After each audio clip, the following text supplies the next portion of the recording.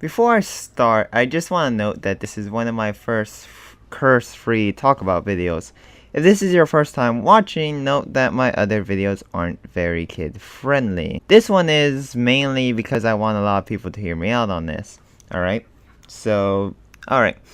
Now that that's through, let's actually get to the actual video. Music is something you'll hear in a lot of games, almost all of them actually. Like movies, music develops the ability to make you settle in with an event or setting being taken place. But you always hear from listeners that music creates atmosphere, and while true, I like to think it creates much more than that. With the amount of games this year and games to come after it, ROBLOX Games have decided to take notes. Musical notes. I always tweeted way back then about how happy I was to see original music made for Roblox games by Roblox composers. It's honestly pretty amazing what this community can bring. Sometimes. Music and sound in games make for a lot in games. A soundless game can make your game come off as dull and stale, while some music occasions can come off as dreadful trash. Ladies and gentlemen, this is the Block Review, and today I'm going to be talking about why sound effects are a must-have in your game, the importance of having music in your game, and why original composed music is better than free royalty tracks. Let's begin.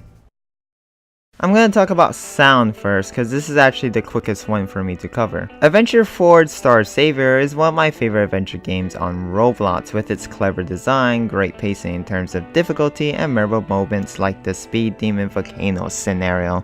No spoilers. My favorite example of how simple scripting can make great games and how advanced scripting isn't a big necessity unless you choose to do something bigger, or something along the lines requiring that advanced scripting. But it has almost zero sound effects. It makes a lot of the interactions pretty bland, you know. I want to hear jingle when I grab a red coin. I want to hear a magical entity when I grab a shield. Or this saw rolling me. Oh wait, hold on.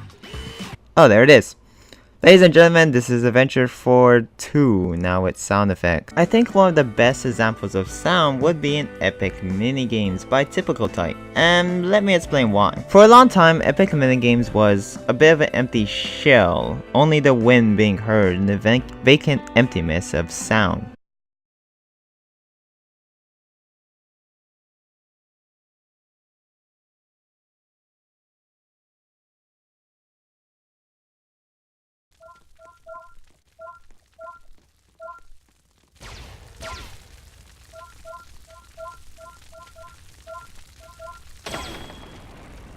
Sounds are often used as small indicators and notification. It lets you know you're doing something and gives you an idea of what's going on, like this locked door. That sound lets you know it's locked, obviously. I heard a little ding, that means I grabbed it. Oh, I heard a crystal appear, there it is. Sound forms a way to make interactions with objects and events more satisfying and clear. So when I hit an enemy, I want to feel like that I hit the enemy. I don't want to feel like I'm swinging, shooting, or in any way hitting thin air. That's a shout out to all you hack and slash RPG games, a shout out to upcoming FPS and shooter games, and a shout out to any game that thinks a hit sound isn't necessary or satisfying. I also think it'd be nice to hear stuff like 1 minute remaining, we're close to victory, or we're going to lose, don't quit now, as an indication of a close ending game. But, you know, that's just me. Alright, now it's time for the heavy stuff. Music has always been a big thing in general media. You'll hear it in almost everything. Movie, games, events. They get you hyped up in the right mood. Music can do a lot for you in a game, however, in any form genre. It can make you feel lost and scared. It can make you feel excited. When we hear music in video games, we don't just hear it, we live it. We live in the moment music throws at us. Now, most music you hear from Roblox are royalty-free tracks, but I do think music choice is still very important.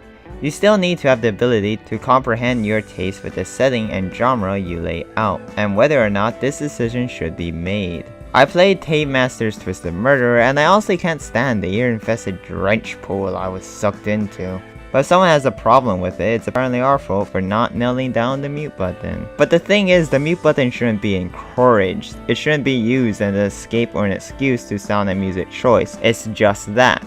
an option. We should be motivated and open to the idea of hearing your music regardless, not turned away from it. In case you haven't played it, here's a quick video of what most of your matches are going to be like in Tame Master's Twisted Murderer.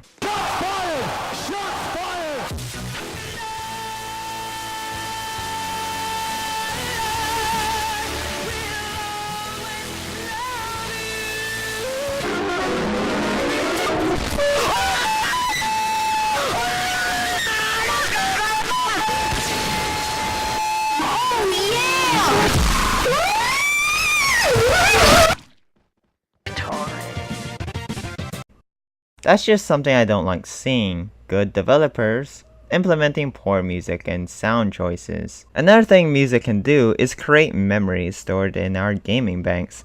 Most of our nostalgic memories of games actually do come from soundtracks.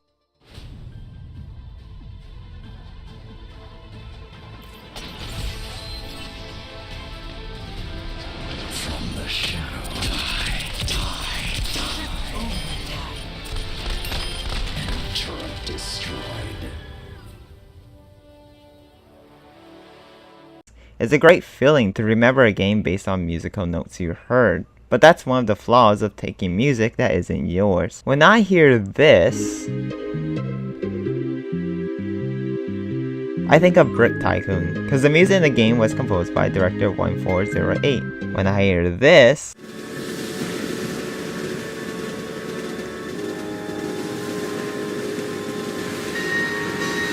I actually do think of the Titanic game.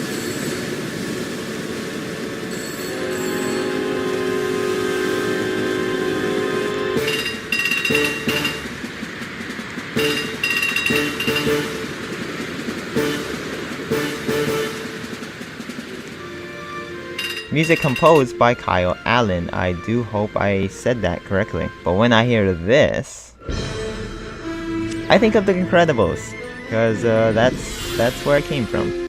It's also the same music they used in the game In Plain Sight, but you may or may not have known that. The other thing is some of these games use the same song so often that I get annoyed of hearing it for the billionth time. I honestly can't tell you how much times I've heard the same Tycoon music over and over again.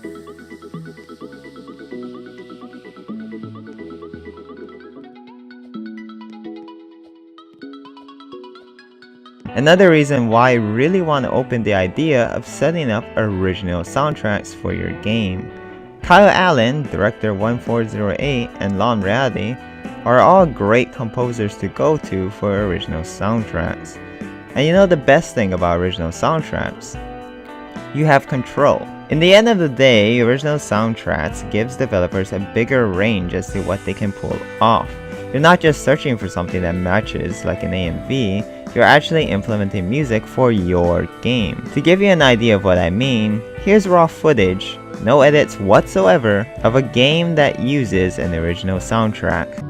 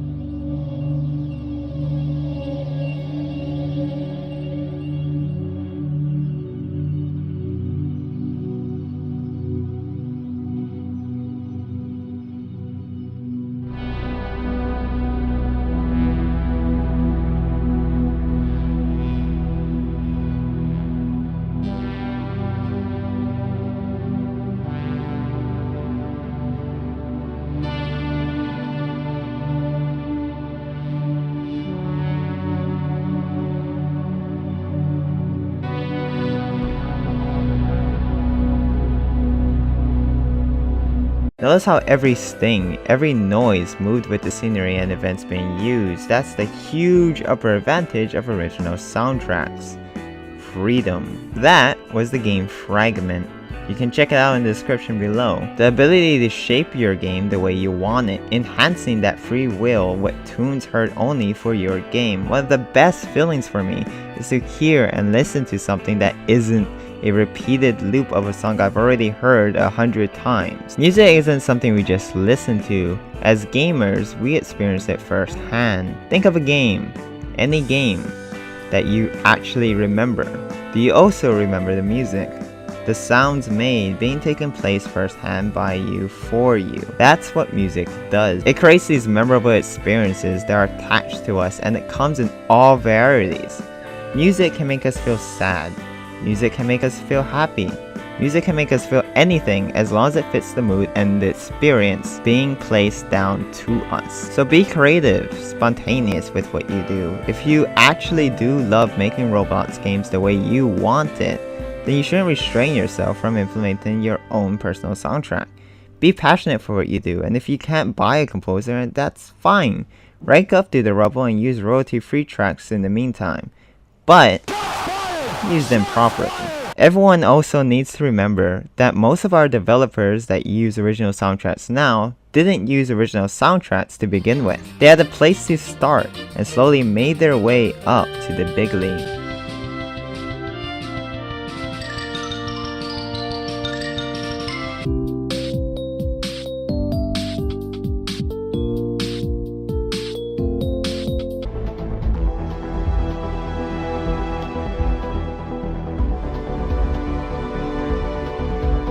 So just keep doing what you're doing, and good luck on your games, Roblox developers. This is the Block Review, and thank you for watching.